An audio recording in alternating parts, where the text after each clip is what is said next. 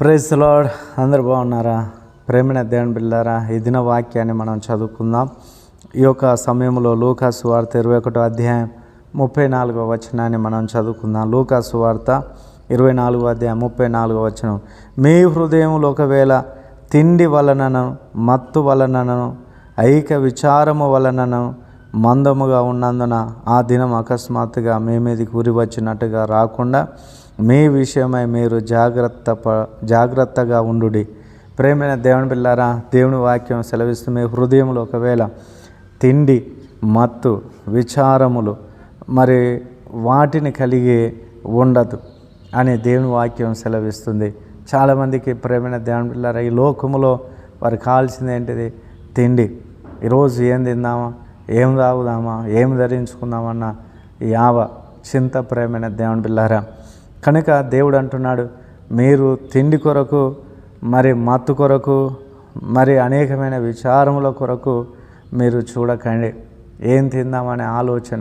ప్రేమైన దేవుని పిల్లారా, తిండిపోతూ అయిన ఎడల నీ గొంతుక కత్తి పెట్టుకో అని దేవుని వాక్యం సెలవిస్తుంది. తిండిపోతులు మరి ప్రియులారా దేవునికి వ్యతిరేకంగా జీవించే అవకాశం ఉంది. ఎందుకంటే వారు ఈ లోక సంబంధమైన తిండి తప్ప దేవుని మీద ఎక్కువ అధిక ఆలోచన ఉండదు. ప్రేమైన దేవుని బిడ్డలారా, ఈరోజు ఏం ధరించుకుందాం, ఏం తిందాం, మరి ఏది కలిగి ఉందామన్న ఒక ఆలోచనలోనే చాలామంది ఉంటున్నారు. కనుక అటువంటి తిండి ఐక విచారాలన్నిటినీ కొట్టివేయాలి.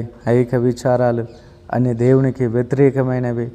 దేవుని పిల్లలముగా అటువంటి ఐక విచారాలన్నీ కూడా తొలగించుకోవాలి. మరి ఏం తిందాం అనేది ఆలోచన పక్కన పెట్టాలి.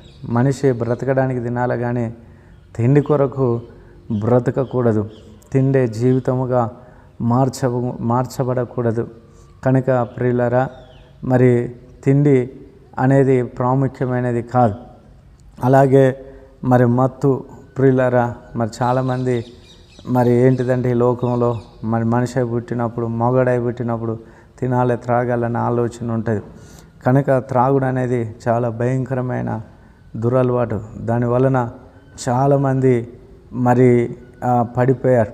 ప్రియులరా, మరి ఆ త్రాగుడు అనేది ఆ మత్తు అనేది చాలామంది జీవితాలను నాశనం చేస్తూ ఉన్నది. ఈరోజు అనేకమైన కుటుంబాలను నాశనం చేస్తున్నాయి. వారి యవ్వన జీవితం నాశనం చేస్తూ ఉన్నది. వారి బ్రతుకును నాశనం చేస్తూ ఉన్నది. కనుక అటువంటి త్రాగుడుకు మనం దూరం కావాలి. ఎవరికి బాధలు, ఎవరికి హేతువు లేని గాయాలు, ఎవరికి దరిద్రం, ఎవరికి శోధనలు, ఎవరికి అనేకమైన సమస్యలు అని అంటే త్రాగుబోతులకి అని దేవుని వాక్యం సెలవిస్తుంది. కనుక ప్రేమైన దేవుని పిల్లరా, ఆ రీతిగా త్రాగుడు మత్తు అంత మనం వదిలించుకోవాలని దేవుని వాక్యం సెలవిస్తుంది. ఒకవేళ మనం తిండి మత్తు విచారముల వలన ఈ లోక సంబంధమైన ఆలోచన ద్వారా ఉంటే ఆ దినం మీకు ఉరి వచ్చినట్టుగా వస్తుందని అంటున్నాడు. ఆ దినం అంటే ఇక్కడ దేవుని రాకడ దినం. దేవుని రాకడ దినం వచ్చినాడు ఈ లోక సంబంధులు ఏడుస్తారు, రొమ్ము కొట్టుకుంటారు, బాధపడతారు, వారు విడవబడతారు. చాలా భయంకరమైన శ్రమ ఈ లోకములో ఉండబోతుంది. ఆ శ్రమకు వారు అప్పగింపబడతా ఉన్నారు. అయితే ఆయన అందు విశ్వాసం ఉంచిన వారు, నిరీక్షణ కలిగిన వారు తిండి మత్తు విచారములను తొలగించుకొని దేవుని రాకడ కొరకు ఎదురు చూస్తూ ఆధ్యాత్మికంగా బలపడి లోతైన రక్షణానుభవం కలిగి ప్రభు కొరకు జీవించిన వారు ఆయన రాకడలో ఎత్తబడతారు. నా ప్రేమైన దేవుని బిడ్డలారా, ఆ దినం మనకు ఉరొచ్చినట్టుగా రాకుండా మనము తిండి కొరకో మరి మత్తు కొరకో మన రక్షణను అమ్మివేయకుండా మనము దేవునిలో మంచి ఒక నిబద్ధత కలిగి ఒక క్రమశిక్షణ కలిగిన వ్యక్తులుగా మనం ఉందాం. దేవుడిటి మాటలు మన వినికిలో ఆశీర్వదించునుగాక. ప్రార్థన చేసుకుందాం. మహోన్నతుడైన దేవ, కృప కలిగిన తండ్రి, మీ ఘనమైన నామమునకు వందనాలు. ఈ వాక్యం ద్వారా మాతో మాట్లాడిన విధానం బట్టి వందనాలు. తిండి నాయన మత్తుకు మరి విచారములకు ప్రాధాన్యత ఇవ్వకుండా అనుదినం మీ రక్షణ గురించి సంతోషించుచు ఉత్సాహగానం చేస్తూ ప్రభా మరి నిరీక్షణ కలిగి నీ రాకడ కొరకు ఎదురు చూచినట్లుగా నీ కృపని ప్రభా దినం మా మీదికి మరి నాయన ఉరి వచ్చినట్లుగా కాకుండా ప్రభా మరి ఆ రాకడ సంతోషదాయకంగా ఉన్నట్లుగా ఆ కడబురం రోగానే మేమందరం ఎత్తబడినట్లుగా నీ కృపని మా తండ్రి వాక్యం ద్వారా నీ ప్రేబిడలను మమ్మలను బలపరిచినందుకు వందనాలు.